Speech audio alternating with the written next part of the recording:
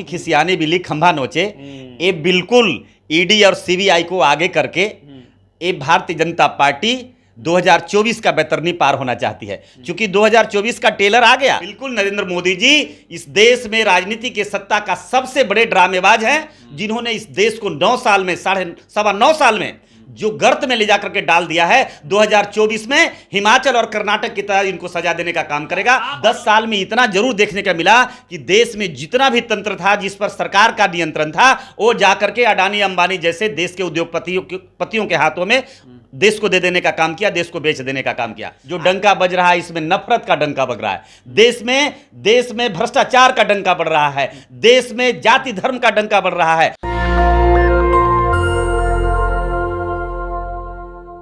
एक तरफ विपक्ष की तमाम पार्टियों का, लगभग 15 पार्टियों का पटना में बैठक होती है, सहमति बनती है कि 7 चुनाव लड़ेंगे और आगे की बैठक प्रस्तावित है। हो सकता है कि बेंगलोर में हो, टाइम और डेट अभी अपडेट नहीं हो पाया है, लेकिन आने वाले बैठक में कौन कैसे किन किन सीटों पर चुनाव लड़ेंगे, सेकेंड फेज होगा बैठक का वो। वहीं दूसरी तरफ बीजेपी 9 साल बेमिसाल मना रही है, अमृत महोत्सव मना रही है और अपने कार्यों को गांव-गांव तक ले जा रही है। दोनों मसले पे बातचीत करेंगे। हमारे साथ सोशल एक्टिविस्ट राजेंद्र यादव जी होंगे। सर, क्या लगता है आप लोगों को जो विपक्षी एकता की बड़ी बैठक पटना में हुई, उसका कुछ रिजल्ट हो पाएगा? आपको बहुत बहुत धन्यवाद देता हूँ। और जहाँ तक आप रिजल्ट की बात कर रहे हैं, परिणाम की, तो आपको अच्छी तरह से जानकारी है। भले उम्र कुछ कम होगा हमसे, लेकिन बहुत लंबा अनुभव है आपका। आप नेशनल दस्तक में काम कर रहे हैं और हम समझते हैं भारत का सबसे बड़ा सोशल मीडिया का सबसे बड़ा चैनल है। बहुत बहुत धन्यवाद दे रहा हूं आपको। और मैं जानकारी देना चाहूँगा कि जब जब बिहार करवट लेता है, जब जब बिहार से कोई मूवमेंट की शुरुआत हुई है, उसमें भारत जीता है। ये पुरानी परंपरा रही है आज तक। और जो खास करके महागठबंधन बनाने पर, सारे विपक्ष को एका करने के सवाल पर जो पहल हुआ है और 15 पार्टी की भागीदारी हुई है, जिससे भारतीय जनता पार्टी और संघ परिवार के पैर के नीचे से जमीन खिसक गया है। ये सारे लोग परिणाम है जिसका परिणाम बोल रहे हैं सर कि सारे भ्रष्टाचारी आपस में चाय पानी नाश्ता के लिए आपको अच्छी तरह से मालूम है कि खिसियानी बिल्ली खंभा नोचे। जब इन्होंने देखा, इसके पहले भी तो ईडी और सीबीआई का दुरुपयोग कर रहे थे पूरे देश में। कभी तेजस्वी जी, कभी भुजबल जी, अभी ताजा सर अपडेट है, तेजस्वी यादव को चार्जशीट कर दिया गया है। गिरफ्तारी हो सकती है। वही मैं बात कह रहा हूं कि खिसियानी बिल्ली खंभा नोचे। ये बिल्कुल ईडी और सीबीआई को आगे करके ये भारतीय जनता पार्टी 2024 का बेतरनी पार होना चाहती है, क्योंकि 2024 का टेलर आ गया। जो हिमाचल और कर्नाटक का परिणाम आया, जिससे भारतीय जनता पार्टी का पूर्ण रूपे में 100% आया है। क्या आया है? गुजरात में बीजेपी बम्पर बहुमत से जीती है। गुजरात में आया है।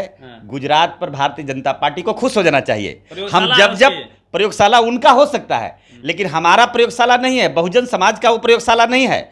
और ये भी मैं कह दूं कि विपक्ष ने जिस तरह से चुनाव लड़ा, अगर भारतीय जनता पार्टी केंद्र के में सत्ता, राज्य में सत्ता नहीं होती, तो वहां विपक्ष भी इनका नहीं बन पाता। वो हालात गुजरात का होता। ये सब लोग जानता है कि गुजरात में क्या काम किए हैं। कर्नाटक में तो बजरंगबली थोड़ा नाराज हो गए, तब ना हार हो गई। अब बजरंगबली, राम भगवान उन तो पे साक्षात है। बजरंग सुनिए ना सर, जय श्री राम का क्या काठ है आप लोग के पास? बजरंगबली तो उनका है। बजरंगबली का हमने कभी नाम नहीं बनाया। हमने कभी आज तक विपक्ष के लोगों ने कभी कहा कि बजरंगबली और राम का इस्तेमाल किया हो? हमने कभी राम का इस्तेमाल नहीं किया।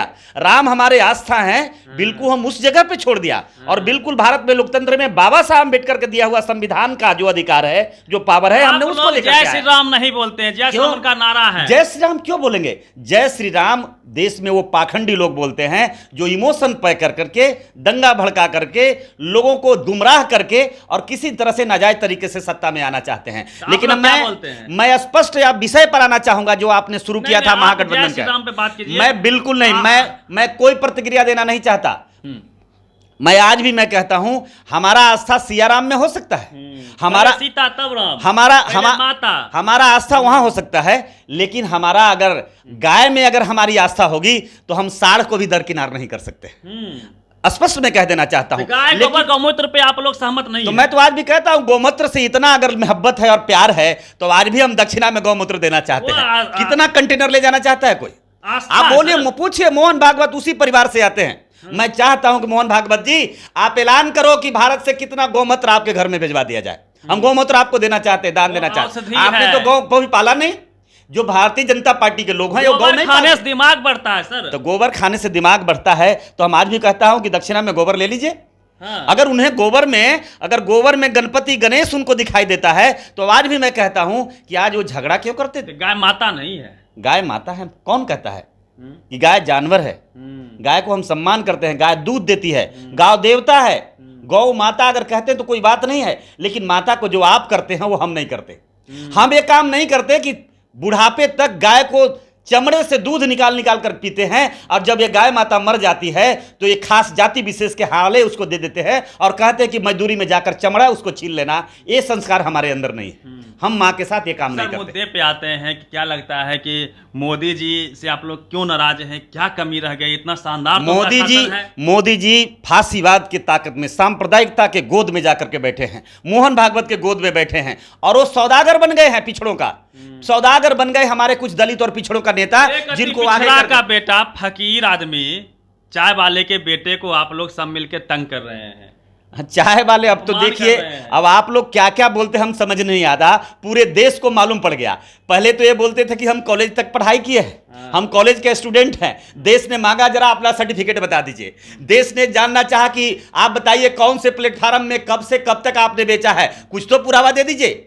बिल्कुल नरेंद्र मोदी जी इस देश में राजनीति के सत्ता का सबसे बड़े ड्रामेबाज हैं, जिन्होंने इस देश को 9 साल में 9.5 साल में जो गर्त में ले जाकर के डाल दिया है। 2024 में हिमाचल और कर्नाटक की तरह इनको सजा देने का काम करेगा। और बिहार, सुनिए ना, आप लोग को मोदी जी का काम नहीं दिखता है। सुनिए, बिहार मॉडल बनेगा। उन्होंने अग्निवीर दे दिया, अग्निवीर से आप सेना में जा सकते हैं। मुबारक हो, आप उनसे सवाल कर लीजिए कि अपने परिवार के लोगों को, मोहन भागवत के परिवार को अग्निवीर में डाल दें, जोगी जी के परिवार को डाल दें, उन्हें अग्निवीर में डालना चाहिए। हमें तो आज भी अफसोस होता है, जो सेना के नाम पर, पुलवामा के नाम पर सत्ता प्राप्त किया था, गरीब पिछड़े दलितों को बेटों को मरवाकर हत्या करा के पिछले सत्ता में वापसी की थी भारतीय जनता पार्टी, ये बनाकर के फिर से वो जख्म को ताजा कर दिया जो जख्म भरा भी नहीं था अभी तक।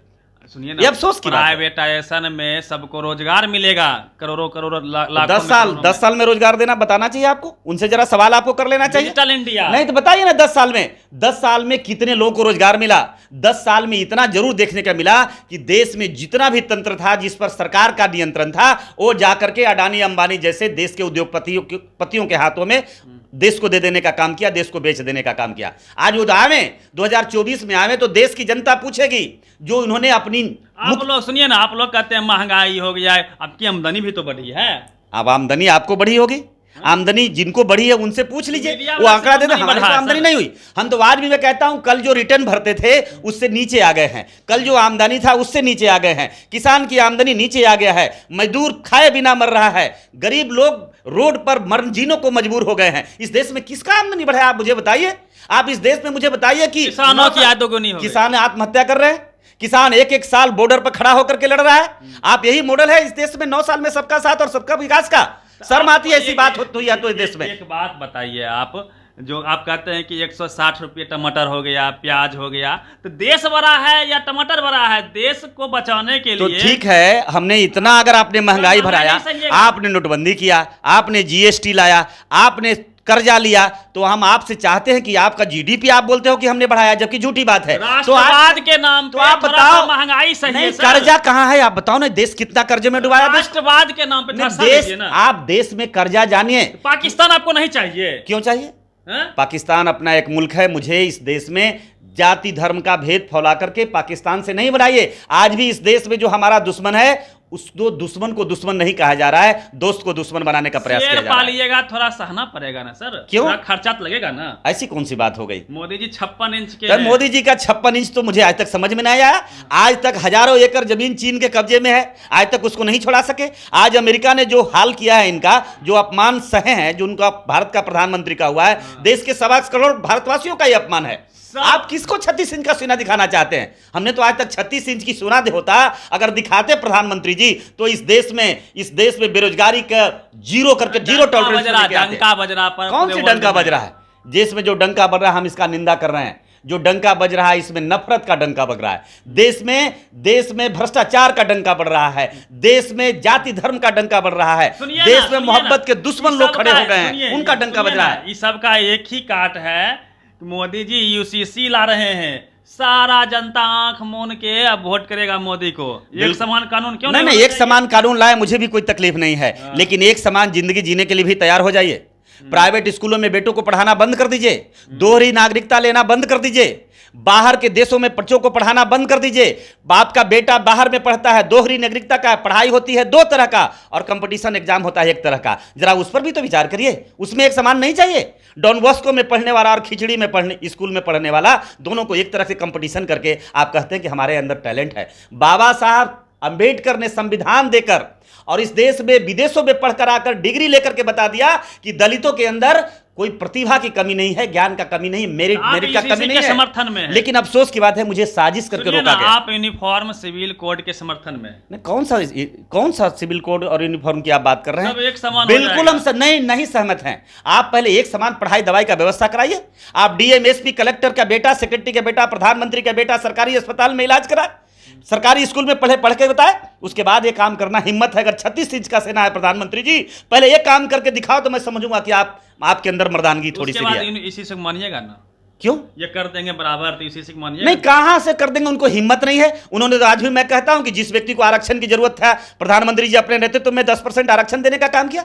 इस देश में जो लूट रहा था कई वर्षों से पूंजीपति लोग, उसके हाथ से भारत को बेच देने का काम किया। एक आखिरी सवाल हम लेंगे कि हिंदू राष्ट्र से आपको क्या तकलीफ है? हिंदू राष्ट्र तो होना चाहिए। भारत न कभी हिंदू राष्ट्र था, न हिंदू राष्ट्र है, और कई जन्मों में इस सपना पाल करके नहीं है। कोई माई का लाल पैदा नहीं लिया कि भारत को हिंदू राष्ट्र बना देगा। भारत 125 करोड़ लोगों का भारत है, और 125 करोड़ में 110 करोड़ लोग भारत का मूल निवासी बिल्कुल नॉन हिंदू है, जिसे हिंदू की कभी इज्जत नहीं किया है। मंदिर बनवा दिए मोदी जी। कौन सी मंदिर है? मुझे मंदिर से विकास नहीं होता है। मंदिर नहीं चाहिए। मंदिर उन्हें मुबारक हो, उन्हें मुबारक हो। हमें विश्वविद्यालय चाहिए, यूनिवर्सिटी चाहिए, स्कूल चाहिए, कॉलेज चाहिए, हॉस्पिटल चाहिए। आप उसकी आंकड़ा दो ना, मंदिर से आप उसकी आंकड़ा दो। पुजारी पैदा होंगे, विकास होगा। नहीं, विकास तो हो रहा है, देख रहे हैं। बरसों से हमारे लोग कांवर ढो रहे हैं, बरसों से मंदिरों में भीड़ लगाकर बैठे रहते हैं, सारे पिछड़े दलित के बेटे बैठे वहां रहते हैं। कहां तक इंसाफ मिला है? फूल वाला बेचिएगा, पैसा कमाइएगा, बिजनेस कीजिए। बड़ी अफसोस होती है कि मंदिर के बाहर और भीतर जो लोग वहां बैठे हैं, स्थापित हैं, वहां कोई जगह मिलने वाली नहीं है। बनाओ इस देश में, इस देश में दलित का बेटा को पुजारी घोषित कर दो और तब मंदिर बनाओ। मैं तैयार हूं उससे। करिए, ऐलान करिए ना जरा। तो चाबी चाहिए। चाबी किस बात की? कोई दान पेटी मैं नहीं, चाबी नहीं चाहिए हमें। चाहते इस देश में 100 रोटी में 1 रोटी लो, मैं तैयार हूं। इस देश में 100 खाने वाले लोगों को पेट में दर्द उठ गया है, और भारत आज हमारे पिछड़े शिवराज और नरेंद्र मोदी जैसे लोगों को आगे करके, पिछड़ा बता करके, गुमराह करके सत्ता में जाकर के पिछड़ों पर दमन करना चाहता है, दलितों को समझ। ये राजेंद्र यादव हैं, और जिस प्रकार से ये लगातार सोशल मुद्दों पे अपनी बात को मजबूती से रखते हैं, वाकई कमाल है। पूरी बातचीत पे आपकी क्या प्रतिक्रिया है, आपकी क्या राय है, कितने आप इनकी बातों से सहमत है और सहमत है? अपनी प्रतिक्रिया दीजिए। रवि मेहता, नेशनल दस्तक, पटना। नेशनल दस्तक की आपसे गुजारिश है कि अगर इसको बचाना चाहते हैं तो नेशनल दस्तक को सब्सक्राइब करने के लिए रेड कलर के सब्सक्राइब बटन को दबाएं, फिर बेल आइकन की घंटी दबाएं। नेशनल दस्तक को बचाने के लिए बहुत जरूरी है कि हर खबर को शेयर करें, लाइक करें, कमेंट जरूर करें।